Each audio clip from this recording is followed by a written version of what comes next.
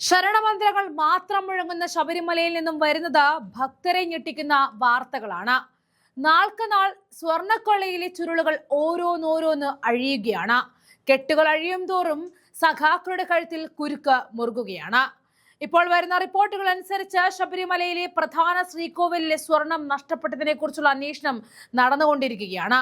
ഭക്തരെ കൂടുതൽ വേദനിപ്പിക്കുന്ന മറ്റൊരു വാർത്തയാണ് പുറത്തു വരുന്നത്. അയ്യപ്പന്റെ പ്രധാന ശ്രീകോവിൽ മാത്രമല്ല, സന്നിധാനത്തെ ഉപദേവതകളായ കന്നിമൂല ഗണപതി, നാഗരാജാവ്, മാളികപ്പുറത്തമ്മ എന്നിവരുടെ ക്ഷേത്രങ്ങളിലെ സ്വർണവും അപഹരിക്കപ്പെട്ടുവെന്ന സൂചനകൾ ഇപ്പോൾ ലഭിക്കുകയാണ്. ഇങ്ങനെയാണ് കഥയുടെ തുടക്കം. സ്മാർട്ട് ക്രിയേഷൻസും നിഗൂഢമായ പോസ്റ്റുകളും ഈ വിവാദത്തിന്റെ കേന്ദ്രബിന്ദു ചെന്നൈ ആസ്ഥാനമുള്ള സ്മാർട്ട് ക്രിയേഷൻസ് എന്ന കമ്പനിയാണ്. 2011 ഇവർ പങ്കുവച്ച ഒരു ഫേസ്ബുക്ക് പോസ്റ്റിൽ പറയുന്നത്, ശബരിമലയിലെ ഉപക്ഷേത്രങ്ങളുടെ മേൽക്കൂര സ്വർണം പൂശുന്ന ജോലി ഞങ്ങൾ ഏറ്റെടുത്തതായിട്ടും വെറും 1 മാസം കൊണ്ടത് പൂർത്തിയാക്കിയതുമായിട്ടും അവകാശപ്പെടുന്നു.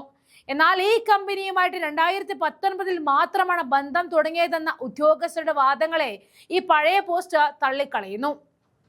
പഴയ സ്വർണം എവിടെ പോയി? 1998 പ്രമുഖ വ്യവസായി വിജയ് മല്യ ശബരിമലയിലെ പ്രധാന ശ്രീകോവിൽ ഉൾപ്പെടെ 9 ഇടങ്ങളിൽ സ്വർണം പൊതിഞ്ഞിരുന്നു. ഏകദേശം 144 പവൻ സ്വർണമാണ് അന്ന് ഇതിനായിട്ട് ഉപയോഗിച്ചത്. ഇതിൽ കന്നിമൂല ഗണപതിയുടെയും നാഗരാജാവിന്റെയും ക്ഷേത്രങ്ങളിലെ സ്വർണ്ണ കലശങ്ങളും ഉൾപ്പെട്ടിരുന്നു. പിന്നീട് സ്മാർട്ട് ക്രിയേഷൻസ് അവരുടെ സ്വർണം പൂശിയപ്പോൾ മല്യ നൽകിയ ആ പഴയ സ്വർണ്ണ കലശങ്ങൾ എവിടെ പോയി എന്നതാണ് പ്രധാനപ്പെട്ട ചോദ്യം. അവ ആരെങ്കിലും മോഷ്ടിച്ചോ അതോ ഉരുക്കി മാറ്റിയോ എന്നതിൽ യാതൊരു വ്യക്തതയുമില്ല.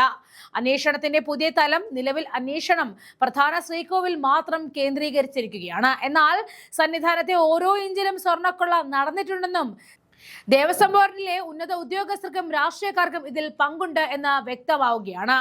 പ്രധാന ക്ഷേത്രത്തിന് പുറമെ ഉപക്ഷേത്രങ്ങളിലേക്കും അന്വേഷണം അടിയന്തരമായിട്ട് വ്യാപിപ്പിക്കണമെന്നാണ് ഇപ്പോൾ ഉയരുന്ന ആവശ്യം. ഭക്തരുടെ കാണിക്കയായി ലഭിച്ച സ്വർണം എങ്ങോട്ടാണ് ചിരണ്ടി മാറ്റിയത് എന്നതിനെ കുറിച്ചുള്ള ഞെട്ടിപ്പിക്കുന്ന വിവരങ്ങളാണ് പുറത്തു വരുന്നത്. നിലവിൽ പ്രധാന ശ്രീകോവിൽ കേന്ദ്രീകരിച്ചാണ് അന്വേഷണം നടക്കുന്നതെങ്കിലും ഇങ്ങോട്ടുകൂടി അന്വേഷണം നടത്തിയാൽ ഇനിയും ഒരുപാട് റിപ്പോർട്ടുകൾ കിട്ടും. ഉപക്ഷേത്രങ്ങളിലെ സ്വർണവും നഷ്ടപ്പെട്ട സാഹചര്യത്തിൽ അന്വേഷണം അവിടേക്കും വ്യാപിപ്പിക്കേണ്ടതുണ്ട്.